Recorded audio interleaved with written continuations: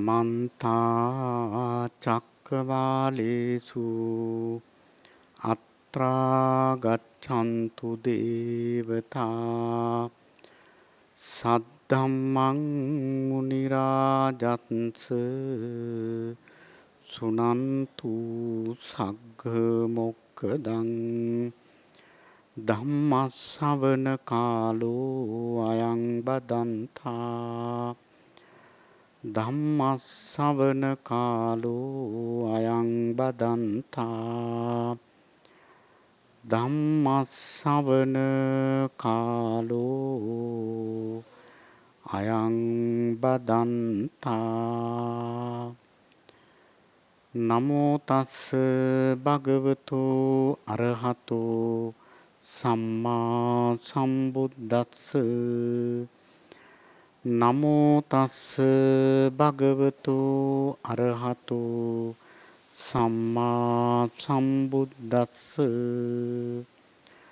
නමෝ තස්ස භගවතු අරහතෝ සම්මා සම්බුද්දස්ස සේවේත භික්ඛවේ සාරිපුත්ත මොග්ගල්ලානේ භජත භික්ඛවේ සාරිපුත්ත මොග්ගල්ලානේ පණ්ඩිතා භික්ඛු අනුග්ගාහකා බ්‍රහ්මචාරීණං සේයතාපි භික්ඛවේ ජතින් සේයතාපි භික්ඛවේ ජනිත්ති එවං සාරිපුත්තෝ සේයතාපි ජාතස්ස ආපාදේතා එවං මොග්ගල්ලානෝ තීති. සද්ධාවන්ත කාරුණික පින්වතුනි, සෑම දිනම මේ නවම්පුර 15ක් පොහොව දවසේ සෝදානම් වන්නේ ලෞතර සම්මා සම්බුදුරජාණන් වහන්සේ ඉමහත් කරුණාවෙන් දේශනා කොට වදාළ වටිනා දහම් පදයක් කාලය පමණින් ශ්‍රවණය කරන්නටයි පින්වත් හැම දෙනාගේම අපේක්ෂාව බලාපොරොත්තුව. අද මේ ධර්ම දේශනාවෙහි දායකත්වයේ බාර අරගෙන කටයුතු කරන්නේ ඩුබායිහි පදිංචි අරුණි කෝරළගේ මහත්මාව, චින්තක කෝරළගේ මහත්මා, පන්සිලු කෝරළගේ පුතුණුවන් ඇතුළු ඒ පින්වත් පවුලේ හැමදෙනා. විශේෂයෙන්ම මේ ධර්මය ප්‍රචාරය කරන්නට ඒ අවශ්‍ය කරන ආම්පන්න ලබා දීපු සදැහැති පවුලක් තමයි පින්වත් අරුණි කෝරළගේ ඒ මහත්මාව ඇතුළු ඒ පින්වත් පවුලේ හැමදෙනා. ඉතින් අපි කෘතවේදීව සිහිපත් කරමින් ඒ වගේම පුණ්‍යානුමෝදනා පූර්වකව සිහිපත් කරමින් අද මේ නවම්පුර 15ක් පොහොව දවසේ මේ ධර්ම දේශනාව ආරම්භ කරනවා. පින්නතුනේ, නවම්පුර 15ක් පොහොව දවසේ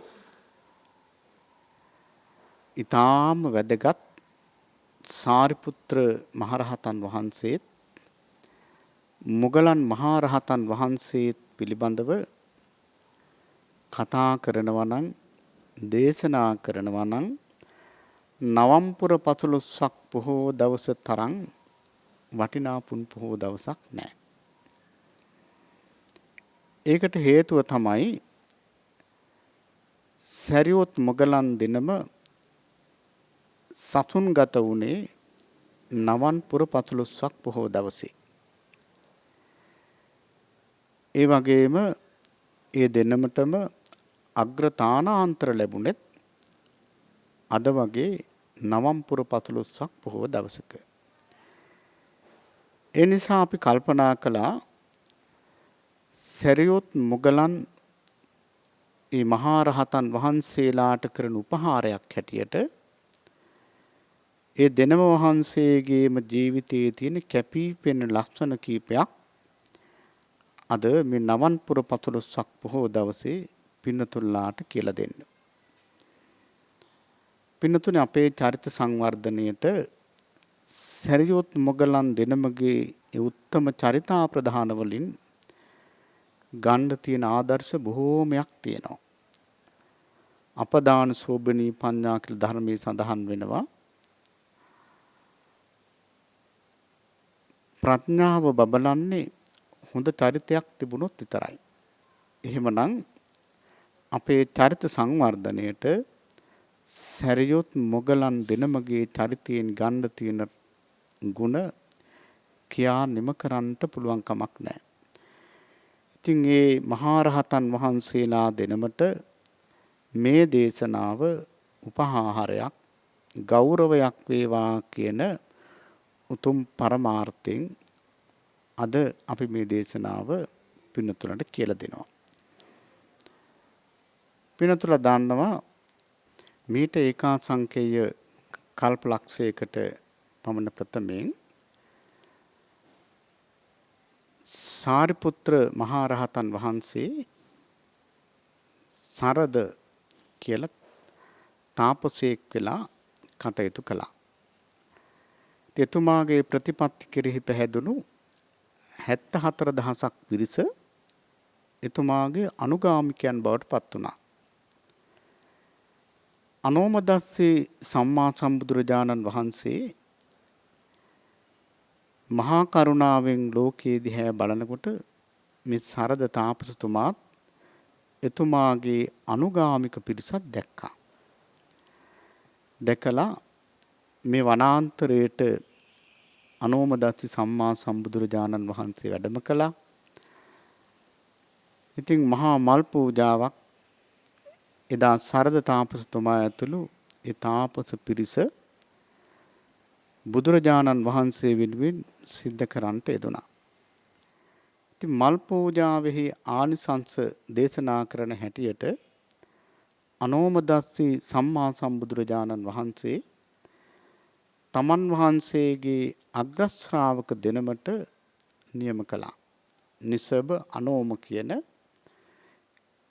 ඒ අග්‍ර ශ්‍රාවකයන් වහන්සේලා දෙනම මල් පූජා කිරීමේ ආනිසංස ඊටාම විස්තර වන්දමින් දේශනා කළා.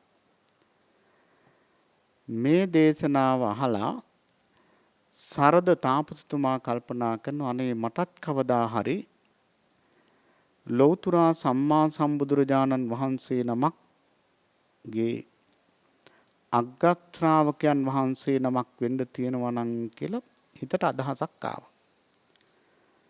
දැන් ඒ අදහස තියාගෙන ඉන්නවා අනෝමදස්සි සම්මා සම්බුදුරජාණන් වහන්සේ බණ කිව්වා. ඉතින් මේ සරද තාපසතුමා හැර ඊතුරු 74000ම පිරිසම මගඵල නිවන් අවබෝධ කරගත්තා.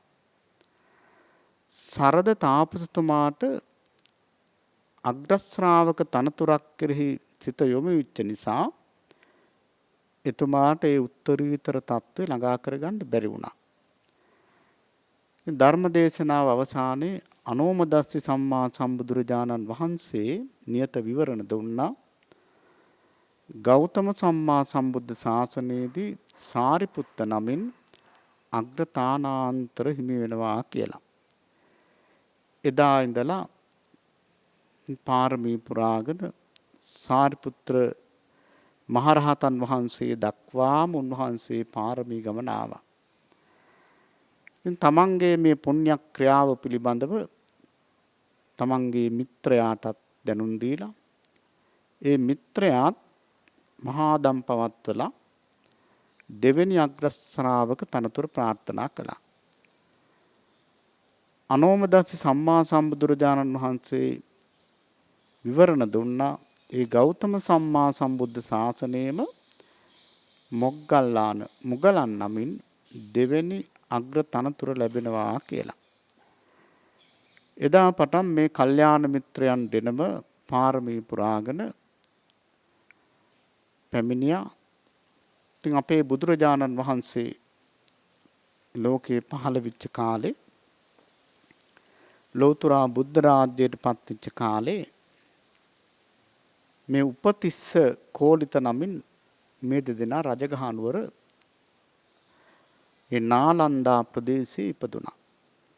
බොහොම ධනවත් පවුල් දෙකක ඉපදිච්ච මේ දරුවන් දෙදෙනා සරියුත් මහරහතන් වහන්සේ උපතිස්ස නමිනුත් මුගලන් මහරහතන් වහන්සේ කෝලිත නමිනුත් ප්‍රසිද්ධියටපත් වුණා.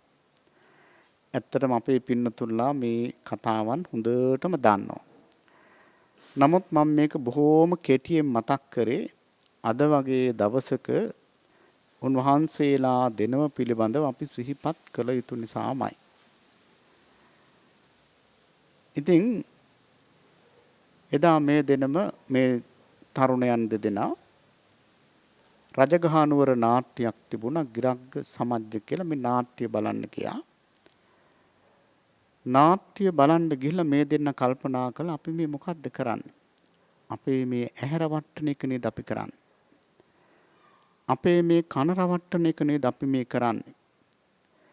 මේ පංච ඉන්ද්‍රයන් රවට්ටන එකක් නෙමේ තුලින් සිද්ධ වන්නේ. අපි යන්නට ඕන විමුක්තිය සොයාගෙන කියලා මුළු ಭಾರತේ පුරාම ඇවිද්දා විමුක්තිය සොයාගෙන. අපි බුදුන් අපි රහත් කියාගත්ත නොයේක් දිනා ළඟට ගිහිල්ලා නොයේක් වෘත සමාදන් වුණා. නමුත් සනසිල්ලක් නැහැ. අන්තිමේදී දෙන්න සාකච්ඡා කළා අපි දෙදෙනා මාර්ග දෙකකින් යමු. පළමුවෙන්ම නිවන් දුටු කෙනා අනිත් කෙනාටත් කියන්නට ඕන කියලා කතිකාවතක් කරගෙන විමුක්තිය සොයන්න මුළු ಭಾರತේම ඇවිද්දා. ඉතින් මෙහෙම ඇවිදින කාලේ අපේ ලෞතර බුදුරජාණන් වහන්සේ ලෝකේ පහළ වෙලා උන්වහන්සේගෙන් පළමුවෙන්ම වණහපු කොණ්ඩඤ්ඤ වප්ප බද්දිය මහා නාම අස්සජි කියන පස්වග ස්වාමින් වහන්සේලාගෙන් ලාබාලම ස්වාමින් වහන්සේ අස්සජි මහරහතන් වහන්සේ රජගහ නුවර පිණ්ඩපාතේ වඩිනවා දැක්කා. දැක්ක ගමම්ම පැහැදුනා. අනේ මේ ස්වාමින් වහන්සේගේ සංසුන් ඉන්ද්‍රියන් තිබෙනවා. දමණය වුණු ඉන්ද්‍රියන් තිබෙනවා. මේ ස්වාමින් වහන්සේ කාන්තේම සංසාරේ පරතරට ගිය උත්තමෙක්. ඉතින් ළඟට ගිහිල්ලා වන්දනා කළා. ඇහුවා ස්වාමීන් වහන්සේ හරි සංවරයි. ඔබ වහන්සේගේ ගුරුවරයා කවුද? ඔබ වහන්සේගේ ගුරුවරයා කුමන ධර්මයකින් ශිෂ්‍යයන් හික්මවන්නේද කියලා ඇහුවා. ඒ වෙලාවේ අස්සජි මහරහතන් වහන්සේ වදාලා මගේ ගුරුවරයා තමයි ලෞතර බුදුරජාණන් වහන්සේ.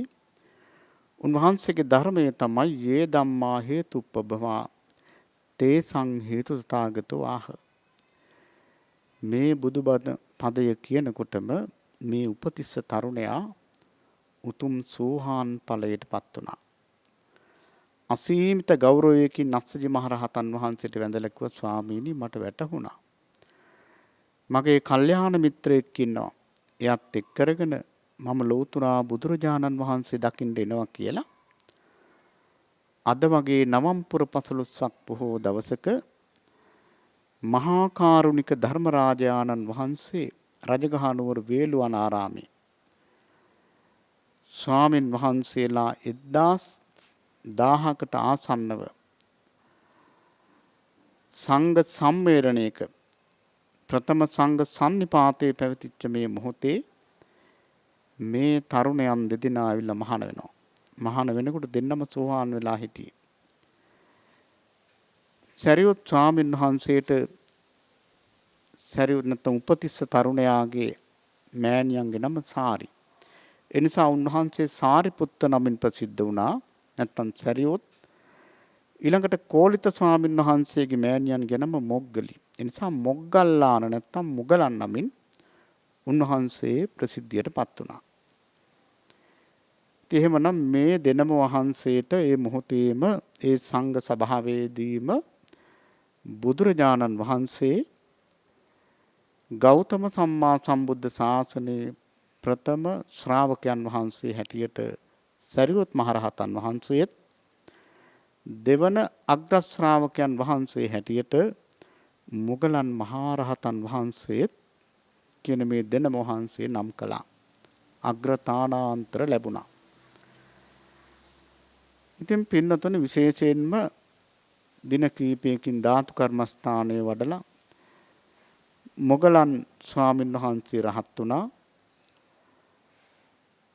සරියුත් ස්වාමීන් වහන්සේ වේදනා පරිබ්‍රාහක සූත්‍රය අහලා උන්වහන්සේත් මහරහතන් වහන්සේ නමක් බවට පත් වුණා. එහෙමනම් අද විශේෂයෙන්ම අපි බලාපොරොත්තු වෙන්නේ සරියුත් මොගලන් ස්වාමීන් වහන්සේලාගේ ඒ උත්තම චරිතා ප්‍රධානයේ තුල කැපී පෙනෙන ලක්ෂණ කීපයක් පින්නතුල්ලාට මතක් කරලා දෙන්නට. සාරිපුත්‍ර මහරහතන් වහන්සේගේ චරිතය ගත්තොත් උන්වහන්සේගේ චරිතෙහි කැපී පෙනෙන ලක්ෂණ රාශියක් තියෙනවා.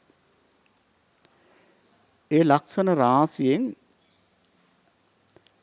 මාගේ සිත මුලින්ම ඇත්තටම ඇදිලා යන උතුම්ම ලක්ෂණයක් තමයි ගුරු භක්තිය. පුදුමාකාර ගුරු භක්තියක් සාරිපුත්‍ර මහරහතන් වහන්සේගේ ජීවිතය තුළ තිබුණා. අද උගත්යයි සම්මත සමාජය තුළ දකින්ට නොලැබෙන දෙයක් තමයි ගුරු භක්තිය. බලන්න එදා සාරිපුත්‍ර මහරහතන් වහන්සේට ශාසනේ තේරුම් ගන්නට උපකාර කළේ අස්සජි මහරහතන් වහන්සේනේ. ඉතින් අස්සජි මහරහතන් වහන්සේ කෙරෙහි පුදුමාකාර ගෞරවයක් තිබුණා. තමන් මේ බුද්ධ ශාසනයේ දෙවනිය වුණාට තථාගතයන් වහන්සේට පවණක් දෙවනි වුණාට පුදුම ගරුත්වයක් අස්සජි මහරහතන් වහන්සේ කෙරෙහි තිබුණා.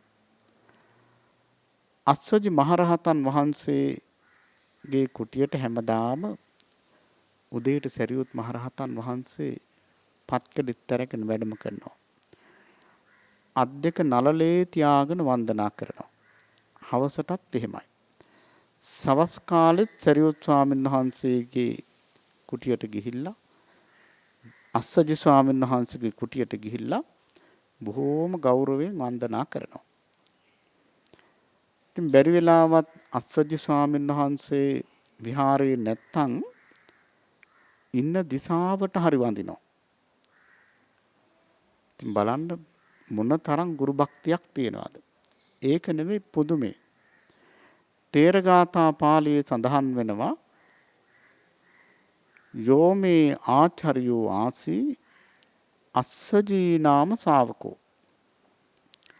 යස්සං දිසායන් වසති උස්සි සම්මි කරෝමහං. යම් අස්සජි නම් ශ්‍රාවකයන් වහන්සේ නමක් මගේ ගුරුවරයා වුණා නම් උන්වහන්සේ ඉන්න දිසාවට කවදාකවත් මං කකුල් දික් කරලා සැතපීලා නැහැ. බලන්න මේ ප්‍රකාශනේ. මේක පුංචි ප්‍රකාශනයක් නෙවෙයි. අපේ මේ රට වගේ පුංචි රටක් නෙවෙයි ඉන්දියාව නේද? මේ කෙළවරේ සරියුත් මහරහතන් වහන්සේ ඉන්නවා නම් එහා කෙළවරේ සාරිපුත්‍ර මහරහතන් වහන්සේ ඉන්නවා නම් ඒ ඉන්න දිශාව සලකලා බලලා ඒ දිශාවට කකුල් දෙකවත් දික් කරලා සැතපුණේ නැහැ කියන්නේ ඒක අසීමිත ගෞරවයක්. හිතා ගන්න බැරි තරම් පුදුම ගෞරවයක්. දැන් අපි අද පොහොය දවසට කිව්වොත් එහෙම ඔය විහාරේ පැත්තට කකුල් දික් කරන්න නැතුව වාඩි වෙන්න කියලා. බෝධින් වහන්සේගේ පැත්තට කකුල් දික් කරන්න එපා. බණ අහනකොට දේශකයන් වහන්සේගේ පැත්තට කකුල් දික් කරන්න එපා කියලා හැම කිව්වහම සමහර අය කියන ඕක මෝඩ සද්ධාව. එහෙමනම් සරියුත් මහරහතන් වහන්සේට තිබුණේ මෝඩ සද්ධාවක්ද? ඒ නිසා පින්නතුනි මේ උතුම් සද්ධාව නැතුව මේ සද්ධාවෙන් හොඳට පෙඟෙන්නේ නැතුව මේ ගමන අපට යන්න පුළුවන් කමක් නැහැ. එහෙමනම් අද මේ නවම්පුර 15ක් පොහොව දවසේ පින්නතුල අදිෂ්ඨාන කරගන්නට ඕන අපිට ගුරුහුරු කන් දීපු අපිට අවවාදයක් අනුශාසනාවක් ලබා දීපු යම් ගුරුවරයෙක් සිටිනවා නම් ඒ ගුරුවරුන්ට අපි බොහෝම ගරු කරන්නට ඕන. ගුරුවරුන්ට සලකන ගුරුවරුන්ට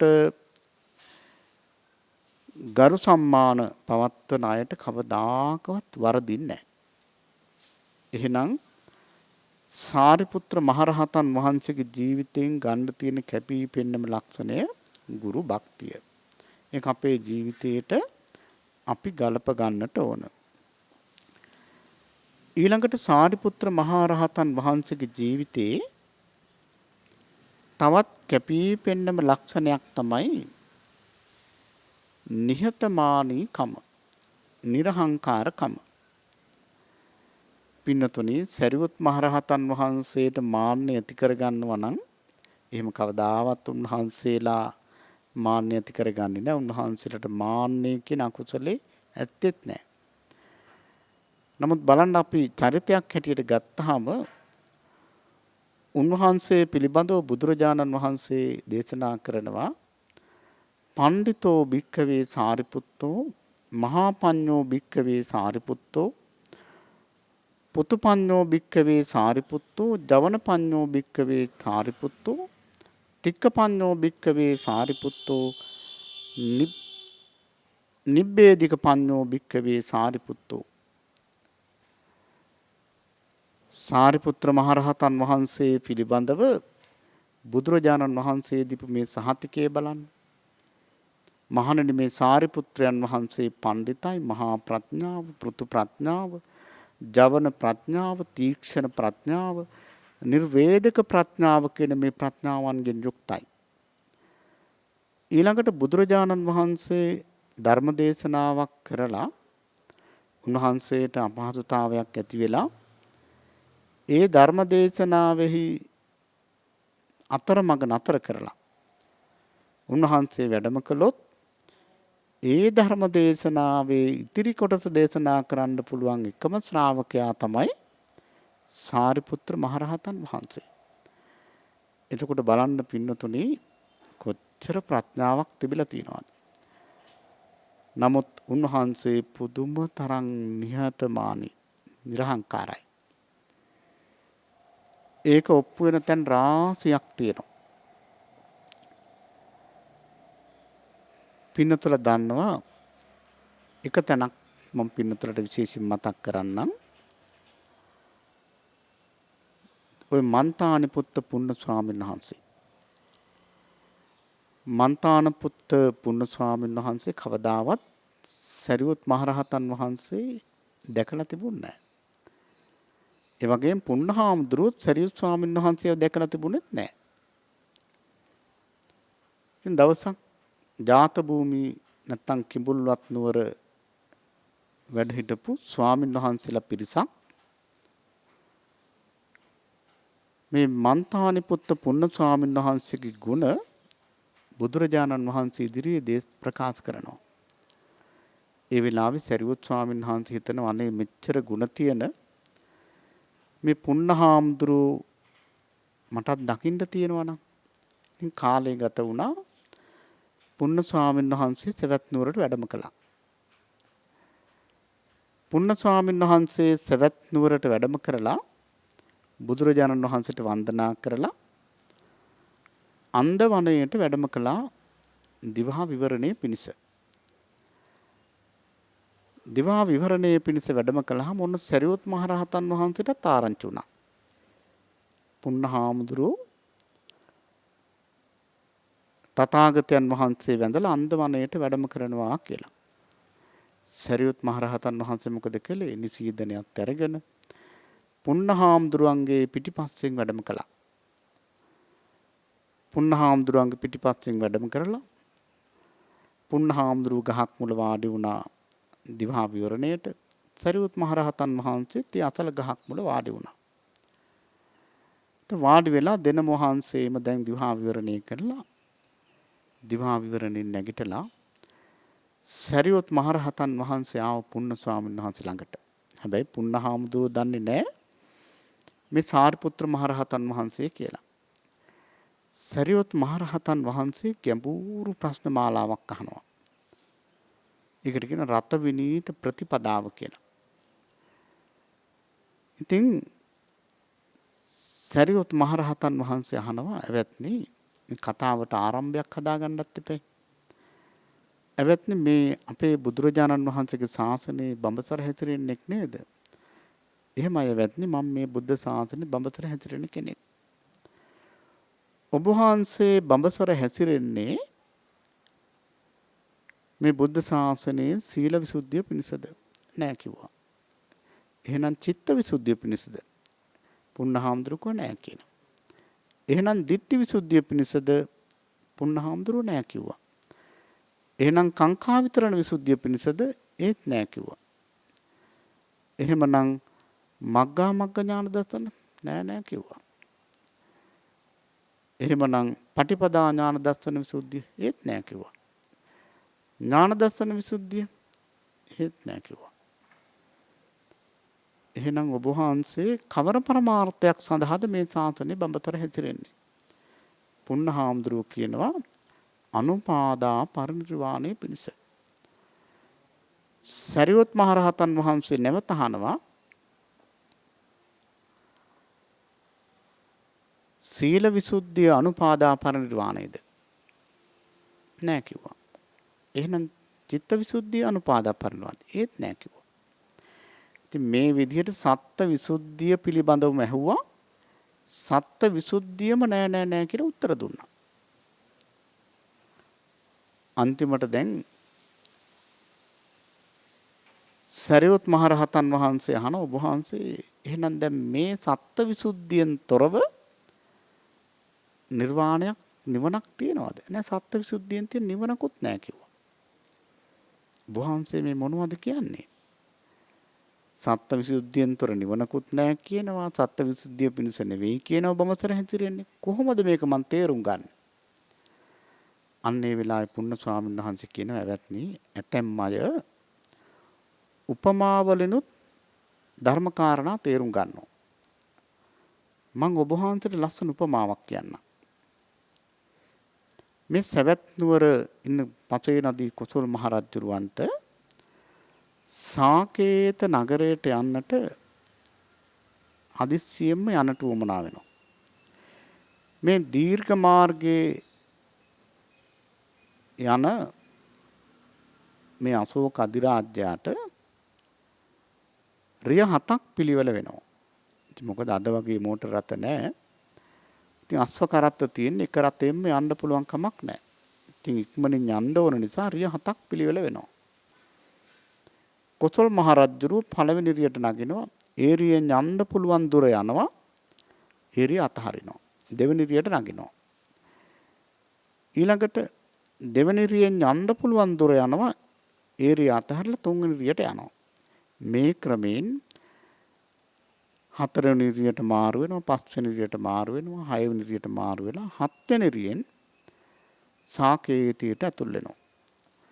සාකේතයට ඇතුල් වුණාම රජුරුවන්ගේ ඥාතීන් අහනවා මහරජතුමනි මේ රතෙන්ද ඔබතුමා මේ දීර්ඝ ගමන ආවේ? ඒට පිළිතුරු දෙන කොසල් මහ රජුරුවෝ හරියටම පිළිතුරු දුන්නා වෙන්නේ මට මෙන්න මේ ගමන එන්න රිය 7ක් පිළිවෙල වෙලා තිබුණා. මම පළවෙනි රියෙන් එන්න පුළුවන් දුර ඇවිල්ලා ඒක අතහැරියා. දෙවෙනි රියට නැග්ගා. මේ ක්‍රමයෙන් හත්වෙනි රියට මාරු වෙලා තමයි මේ ගමන ආවේ.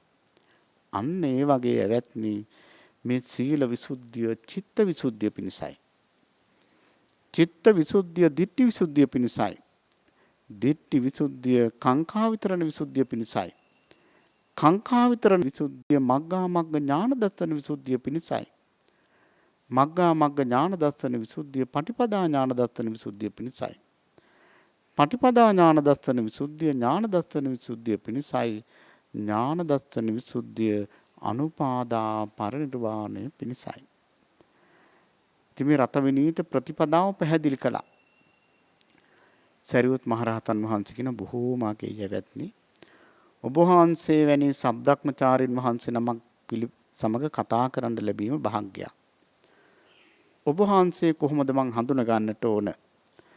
පුන්න හාමුදුරුවෝ කියනවා මගේ නම පුන්න. සබ්‍රක්‍මචාරින් වහන්සේලා මාව මන්තානි පුත්ත පුන්න කියලා හඳුන්වනවා.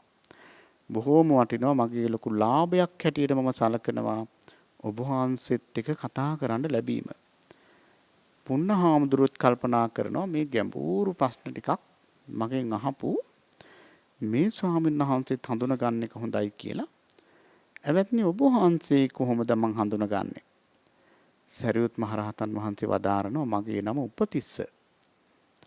සබ්‍රක්‍මචාරින් වහන්සේලා මාව හඳුන්වනවා සාරිපුත්ත කියලා. ඒ වෙලාවේ පුන්න හාමුදුරුවෝ ඒ වැඩ හිටපු ආසනෙ නැගිට්ටා. නැගිටලා කියනවා අනේ මේ සාරිපුත්‍ර මහරහතන් වහන්සේ නේද මගේ ළඟට ඇවිල්ලා පොඩි දරුවෙක් වගේ මේ ගැඹුරු ධර්ම සාකච්ඡාවක් කළේ. මේ සාරිපුත්‍රයන් වහන්සේ කියලා මම දන්නවා නම් ඇත්තටම මේ රත විනීත ප්‍රතිපදාව මට වැටහෙන්නේ නැහැ කියලා ඉක්මනින් හිටපු ආසනෙන් නැගිටලා අත් දෙක නළලේ තියාගෙන වන්දනා කළා. බලන්න පින්නතුනි කොච්චර නිහතමානීත්වයක් උන්වහන්සේගේ ජීවිතයේ තිබිලා තියෙනවද? උන්වහන්සේ පිරිනුවන් පාන්ට කාලේ ළඟා වුණාම භික්ෂුන් වහන්සේලා ළඟට ගිහිල්ලා උත්කුටිකයෙන් ඉඳ ගන්නවා කියලා කියන්නේ ශාසනික සම්ප්‍රදායේ තියෙන වැදගත්ම ගෞරවාන්විත මිඳ ගැනීම. මේ ගෞරවාන්විතව ඉඳගෙන උත්කුටිකයෙන් ඉඳගෙන සරියුත් මහරහතන් වහන්සේ භික්ෂුන් වහන්සේලාගෙන් සමාව ගන්නවා. එවත්නි අවුරුදු 44ක් මම ඔබ වහන්සේලාත් එක්ක හිටියා. මේ කාලේ වැරදිලා හරි මගේ කයෙන් වචනෙන් වරදක් වුණා නම් මට පළමුවත් දෙවනුවත් තෙවනුවත් සමාවනසේක්වා කියලා සමාව අරගෙන තිනවා. බලන්න. සරියුත් මහරහතන් වහන්සේ නිහතමානීත්වයේ ප්‍රතිබිම්බයක්. ඒ නිසා අපේ පින්නතුල්ලා මේක හොඳට හිතට ගන්න. ගුණධර්ම පුරණ කෙනෙකුට නිහතමානීකම තරම් වටිනා දෙයක් නැහැ. ඒ නිසා මේ නිහතමානීත්වය පුළුවන් තරම් ඇති කර ගන්න ඕන. ඒක ගුණධර්ම පුරණ කෙනෙකුට ඊටාම වටිනා දෙයක්. ඒ නිසා පින්වත් හැම දෙනාටම මේ නිහතමානී ගුණය සාරිපුත්‍ර මහරහතන් වහන්සේට කරන උපහාරයක් ගෞරවයක් හැටියට ජීවිතයට ගලප ගන්න පුළුවන් නම් අද වගේ දවසක උන්වහන්සේට කරන ලොකු උපහාරයක් ගෞරවයක්. ඊළඟට සාරිපුත්‍ර මහරහතන් වහන්සේගේ ජීවිතේ කැපී පෙනෙන තවත් ලක්ෂණයක් තමයි මහා කරුණාව. පුදුමාකාර කරුණාවක් සාරිපුත්‍ර මහරහතන් වහන්සේගේ ජීවිතය තුළ තිබුණා. ඉතින් ඒවා පිළිබඳව දීර්ඝව කතා කරන්න යන්නේ නැහැ. පුංචි එක නිදසුනක් පමණක් මම පින්නතුලට මතක් කරන්නම්. සරියුත් මහරහතන් වහන්සේ දවසක් පිණ්ඩපාතේ වඩිනවා. පිණ්ඩපාතේ වඩිනකොට එක පුංචි දරුවෙක් කියන්නේ ඇඳුමක්වත් නැහැ. නාවර පිරාගෙන අසරණ දරුවෙක්. ගෙදරක වළං හොදන තැනක බත්තට ඇහිඳගෙන කනවා. අම්මෙක් නැහැ, තාත්තෙක් නැහැ, බහරකාරයෙක් නැහැ. කවුරුත්ම නැහැ. ඉතින් මේ දරුවාගේ දෙමව්පියෝ පවා මේ දරුවා අතහැරියා. ඒ තරම් කාලකන්ණි දරුවෙක්. ඉතින් එහෙම වුණේ සංසාරේ රහතන් වහන්සේ නමකගේ දානයක් ගිනි ගොඩකට දැම්මා. ඒක විපාක හැටියට ඒක වුණේ. හැමදේම ඉතින් හේතුවක් නිසානේ. ඉතින් මේ දරුවා ළඟට ගිහිල්ලා සරියුත් මහරහතන් වහන්සේ අහනවා දරුව ඔබ පැවිදි වෙන්න කැමතිද? මේ ළමයාට හරි පුදුමයි. මං වගේ අය පැවිදි කරනවද? යන් අපි මම පැවිදි කරන්නම් කියලා විහාරයට එක් කරගෙන ගිහිල්ලා නාවල ඇඳුම් අඳලා පැවිදි කළා. උන්වහන්සේ තමයි ලෝසක තිස්ස ස්වාමීන් වහන්සේ. හැබැයි උන්වහන්සේට අර කරගත් අකුසල කර්මයේ විපාකයේ අන්තිම ජීවිතෙත් විපාක දුන්නා. ඉතින් කවදාකවත් පිණ්ඩපාත ගියාට දානෙ හම්බෙන්නේ නැහැ. බලන්න සරියුත් මහරහතන් වහන්සේගේ කරුණාව. පිණ්ඩපාතේ ගිහිල්ලා දානේ අරගෙන ඇවිල්ලා කවනවා දරුවෙකුට වගේ. බලන්න කොච්චර කරුණාවක් තිබිලා තියෙනවද. ඒ උන්වහන්සේ විපස්සනා වඩලා ඉක්මනින්ම රහත් වුණා. හැබැයි වැඩි දවසක් වැඩ හිටියේ නෑ. මොකද දානි ලැබෙන්නේ නෑ. පිරිනුවන් පාන දවසේ චතුමදුරු පාත්‍රයක් ගෙනල්ලා වළඳවනවා. අම්මා කෙනෙක් වගේ. බුදුරජාණන් වහන්සේම දේශනා කරනවා මේ සාරිපුත්‍ර මහා රහතන් වහන්සේ මේ සබ්‍රක්‍මචාරින් වහන්සේලාට අම්මා කෙනෙක් වගේ. ඒ තරම් පුදුම කරුණාවක් සාරිපුත්‍ර මහ රහතන් වහන්සේගේ ජීවිතය තුළ තිබුණා. එහෙනම් අපේ චරිත සංවර්ධනයේට මේ කරුණාව කියන ගුණය අපි අපේ ජීවිතයට ගලප ගන්නට ඕන. ඊළඟට සාරිපුත්‍ර මහා රහතන් වහන්සේගේ ජීවිතේ තවත් කැපී පෙනෙන ලක්ෂණයක් තමයි අවවාද පිළිගැනීම. බොහෝ දෙනාට අවවාද දුන්න සරියුත් මහ රහතන් වහන්සේ තමන් වහන්සේටත් අවවාදයක් ලැබුණා මේක හිස් මුදුනින්ම බාර ගන්නවා. හිස් මුදුනින්ම පිළිගන්නවා. දවසක් සරියුත් මහ රහතන් වහන්සේ ඒ දවසම පැවිදි කරපු 7 ඇවිදිරි කුඩා සාමණේරයන් වහන්සේ නමක්. රාජරාජ මහා මාත්‍ය ඉදිරියේ පින්තුල මේ කතාව දන්නවා. මේ කුඩා හාමුදුරන්ට තේරෙන්නේ නෑනේ. සරියුත් මහ රහතන් වහන්සේගේ සිවුරු කොන පොඩ්ඩක් බිම ගෑවුණා. ඉතින් මේ පොඩි හාමුදුරුවෝ මේක දන්නේ නෑ. කීයුතු ආකාරය දන්නේ නෑ. හැබැයි ඉගෙනගෙන තිබ්බේ සිවුර බිම ගෑවෙන්න හොඳ නෑ කියලා. හයියෙන් සද්ද නගලා කිව්වා සාරිපුත්‍රයන් වහන්සේ ඔන්න ඔබ වහන්සේගේ සිවුරු කොන බිම ගෑවෙන ඕක හදාගන්න කිව්වා. සරියුත් මහ රහතන් වහන්සේ වහාම හොඳට පරිමණ්ඩල සහිතව සිවුර හදාගත්තා. සිවුර හදාගෙන සිවුරු පොරවගෙන සරියුත් මහ රහතන් වහන්සේ වදාරනවා තදහු පබ්බජිතෝ සන්තෝ ජාතියා සත්වස්සිකෝ සෝපිමං අනුශාසෙය සම්පටිච්ඡාමි මුද්දන. ඒ දවස පැවිදි කරපු 7 ඇවිදිරි කුඩා සාමණේරයන් වහන්සේ නමක් වුණත් මගේ වරද පෙන්නලා මට අවවාද කරනවා නම් ඒ අවවාදේ මම හිස් මුදුනින් පිළිගන්නවා කියලා එක පිළිගත්තා. එතකොට බලන්න උන්වහන්සේ මොනතරම් අන් අයට අවවාද කළා විතරක් නෙවෙයි තමන්ට ලැබෙන පුංචි අවවාදේ වුණත් නිධානයක් ලැබෙනවා වගේ තමයි උන්වහන්සේ බාරගත්තේ. එහෙනම් අද වර්තමාන සමාජයේ මේ ගුණය ටිකක් හරි අඩුයි. වයසට ගියාම කවුරු හරි තරුණ කෙනෙක් දෙන අවවාදයක්, දරුවෙක් දෙන අවවාදයක් පිළිගන්න කැමති නැහැ. මට අවවාද කරන්න දෙන්න එපා. මගේ මේ කොණ්ඩේ පැහුනේ නිකන් නෙවෙයි කියලා කියන එක පිළිගන්න කැමති නැහැ. ඉතින් බලන්න සරියුත් මහ රහතන් වහන්සේ මොන තරම් නිහතමානී උත්තමෙක්ද. ඊළඟට සාරිපුත්‍ර මහ රහතන් වහන්සේගේ ජීවිතේ තවත් කැපී පෙනෙන ලක්ෂණයක් තමයි ඉවසීම. පුදුම ඉවසීමක් උන්වහන්සේට තිබුණා. තථාගතයන් වහන්සේ දේශනා කළානේ කන්ති පරමන් තපෝ. උතුම්ම තපස උතුම්ම සීලය තමයි ඉවසීම. කන්ති හියෝන විජ්ජති. ඉවසීමට වැඩිතරම් මන් යහපතක් නැහැ. කන්ති බලම් බලානිකං.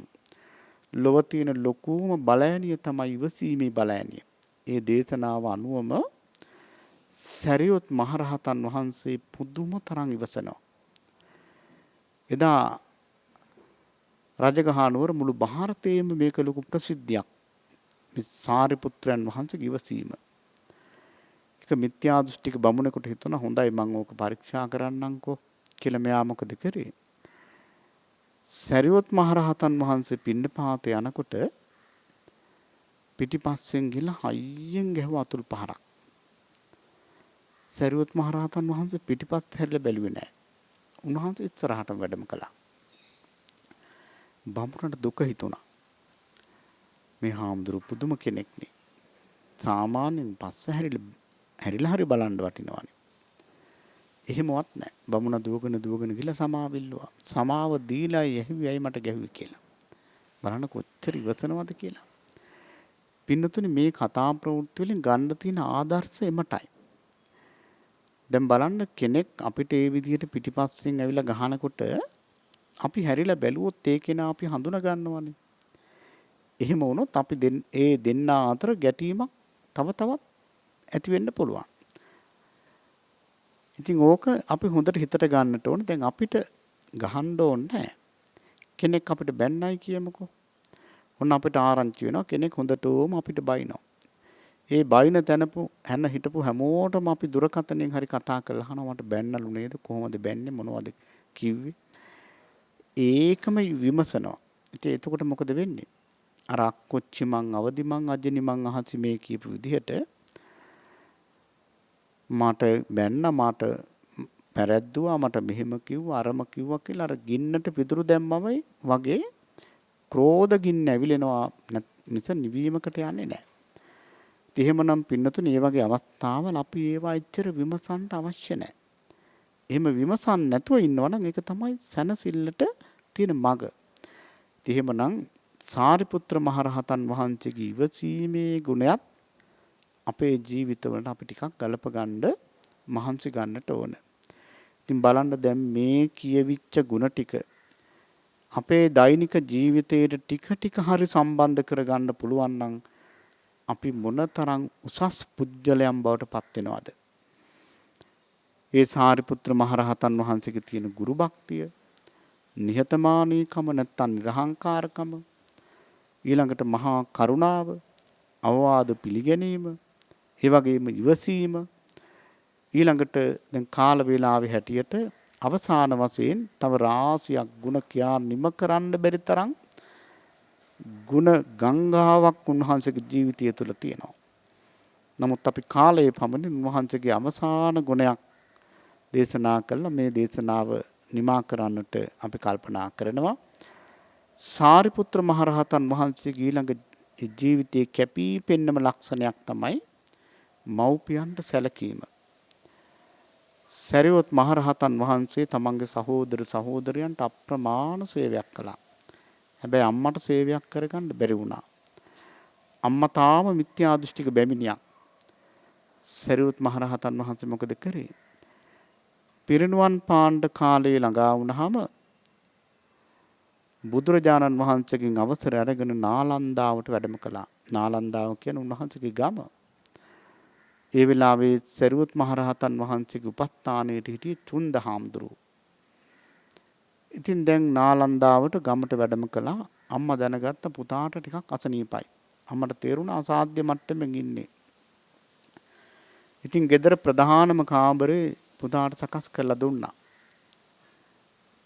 දැන් මේ පුතා මේ සාරිපුත්‍ර මහරහතන් වහන්සේ පහුවදා අලුයම පිරිනුවන් පානවා කියන එක දැන් දෙවියන් අතරට ගියා. රාත්‍රී වෙනකොට උන්න සතරවරන් දෙවිවරු මහා ආලෝක හතරක් ඇතිව මේ ගෙදරට ඇතුල් වුණා. ඔටුනු පැත්තක තියලා බොහොම ගෞරවයෙන් වන්දනා කළා. දැන් අම්මටත් පේනවා මේ ආශ්චර්යය. අම්මට හිතා ගන්න බෑ මහා පුදුම දෙවිවරු හතර දෙනෙක් ඇවිල්ලා වැන්දා. තව ටිකක් වෙලා යනකොට දෙදෙව්ලොවට අධිපති ශක්‍ර දේවේන්ද්‍රයා එනවා. ශක්‍ර දේවේන්ද්‍රයා ඇවිල්ලා සරියොත් මහරහතන් වහන්සේට ඔටුන්න පැත්තක තියලා බොහෝම ගෞරවයෙන් වන්දනා කරනවා. බොහෝම ගෞරවයෙන් වන්දනා කරලා ශක්‍ර දේවේන්ද්‍රයා යන්න යනවා. අම්ම මේකත් දකිනවා. තව ටිකක් වෙලා යනකොට මුළු නාලන්දාවම දවාලක් බවට පත් කරමින් මහා ආලෝකයක් ඇතිව මහා බ්‍රහ්ම රාජයා එනවා. මහා බ්‍රහ්ම රාජයා ඇවිල්ලා සරියොත් මහරහතන් වහන්සේට ගෞරවයෙන් වන්දනා කරනවා. ගෞරවයෙන් වන්දනා කරලා යන්න යනවා. අම්මා පුදුම වෙනවා මේ මොකද්ද මේ ආශ්චර්යය. අම්මා තමන්ගේ පුතා ළඟට ඇවිල්ලා අහනවා පුතේ අර මුලින්ම ආපු හතර දෙනා කවුද? ඒ තමයි සතරවරන් දෙවියෝ. දසරාස්ත විරූඪ විරූපාක්ෂ වෛශ්‍යවන කියන සතරවරන් දෙවියනේ ඇවිල්ලා වැන්දේ. අම්මා අහනවා සතරවරන් දෙවියන්ටත් වඩා ඔබ වහන්සේ උතුම්ද? අම්මා මේ මොනවද කියන්නේ? අපේ කැපකරුවෙක් වගේ සතරවරන් දෙවියෝ. අම්මා පුදුම වුණා. ඊළඟට ආවේ කවුද? ඊළඟට ආවේ දෙව්ලොවට අධිපති සක්‍රයා. අම්මා වෙවුලුවා. සක්‍රයාටත් වඩා ඔබ වහන්සේ උතුම්ද? අපේ දායකයෙක් සක්‍රයා කියලා කියන්නේ. ඊළඟට ආවේ කවුද? මෑණියොත් අදහන මහා බ්‍රහ්ම රාජයා. අම්මා පුදුම වුණා. අනේ මගේ කුසෙන් බිහි කරපු දරුවා බ්‍රහ්මයාගෙන් වැඳුම් පිදුම් ලබන කෙනෙක්. අම්මා පැහැදුනා. මරණ ඇඳේ පිරිනුවන් ඇඳේ වැඩ ඉඳගෙන අම්මට බණ කිව්වා. රූපසාරී බෙමිනිය උතුම් සෝවාන් ඵලයටපත් වුණා. බලන්න ලෝකයාට අප්‍රමාණ සේවයක් කරපු සරියුත් මහරහතන් වහන්සේ තමන්ගේ අම්මට පිහිට වෙච්ච විදිහ. එහෙමනම් උන්වහන්සේට කරන උපහාරයක් හැටියට මේ ಗುಣධර්ම අපේ ජීවිතයට ගලප ගන්නට ඕන. ඊළඟට මොගලන් මහරහතන් වහන්සේ ගැන කෙටියෙන් හෝ සඳහනක් කරන්නට ඕන. කාල වේලාව නැතිකම නිසා. උන්වහන්සේ විචිත්‍ර ධර්ම කතිකේ ඒ වගේම ඊර්ති ප්‍රාතිහාර පාණ්ඩ පුදුම හැකියාවක් තිබුණා. නන්දෝපනන්ද කියන නාගරාජයා දමනය කළා. ඒ වගේම රජගහනුවර හිටපු සිටුවරයෙක් පුදුම විදිහට උන්වහන්සේ දමනය කළා. ඒ විතරක් නෙවෙයි උන්වහන්සේ විචිත්‍ර ධර්ම කතිකයෙක් කියලා කියන්නේ ඇත්තටම අපායට ගිහිලා අපාය විස්තර බලා ගන්නවා. දිව්‍ය ලෝකයට ගිහිලා දිව්‍ය ලෝකේ විස්තර බලා ගන්නවා. මනුලොවට ඇවිල්ලා දෙපැත්තම විස්තර කරනවා. ඉතින් හැබැයි උන්වහන්සේ කර්ම විපාකයකට ගොදුරු වුණා. අග්‍ර ශ්‍රාවකයන් වහන්සේ නමක් වුණත් කර්ම විපාකයෙන් ගැලවෙන්න බෑ කියන ඒ වටිනා දේ ලෝකයට පෙන්වමින් උන්වහන්සේ පිරිනුවන් පා වදාලා. ඉතින් එහෙමනම් අද මේ නවම්පුර 15ක් පොහොව දවසේ සරියුත් මොගලන් දෙනම වහන්සේගේ ජීවිත තුළින් ගන්න තියෙන ආදර්ශ කියා නිම කරන්න පුළුවන් කමක් නැහැ. ඉතින් එහෙමනම් මේ දේශනාව මේ බුද්ධ ශාසනයේ අග්‍ර ශ්‍රාවකයන් වහන්සේලා දෙනමට උපහාරයක් වේවා කියලා අපි ගෞරවයෙන් පූජා කරමු. ඉතින් එහෙමනම් අද මේ නවම්පුර 15ක් පොහොව දවසේ පින්වත් හැමදෙනාම තමන්ගේ නිවෙස් වල ඉඳගෙන පෙහෙවස් සමාදන් වෙලා ප්‍රතිපත්ති පුරන දවස. ඉතින් අද මේ උතුම් පුන් පොහොව දවසේ කිරණ මේ ප්‍රථම ධර්ම දේශනාවෙහි දායකත්වයේ බාර අරගෙන කටයුතු කරන්නේ ඩුබායිහි වෙසෙන අරුණි කෝරළගේ මහත්මාව, චින්තක කෝරළගේ මහත්මා, පන්සිලු කෝරළගේ පුතුණුවන් ඇතුළු පින්වත් පවුලේ හැමදෙනා. විශේෂයෙන්ම මේ වෙලාවේ මතක් කරන්නට ඕන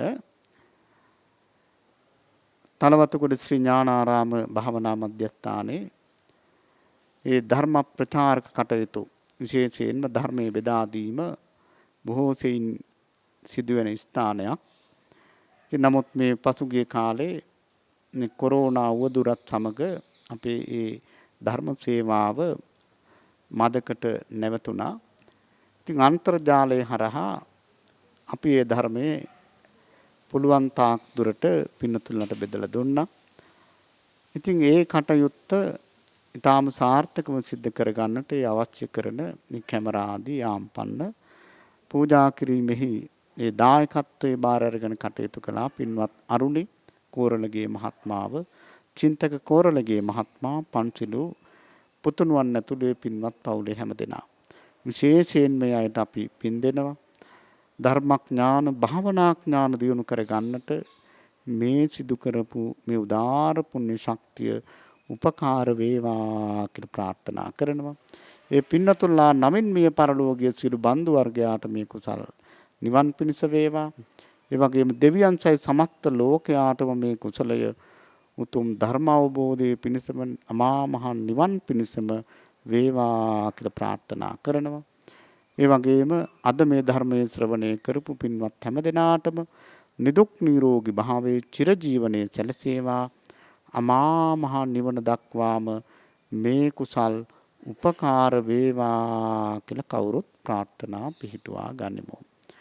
ආකාසට්ටා ච බුම්මට්ටා දේවා නාග මහිද්దికා පුඤ්ඤන්තං අනුමෝදිත්වා චිරං රක්ඛන්තු ශාසනං චිරං රක්ඛන්තු දේශනං චිරං රක්ඛන්තු මං පරන්ති.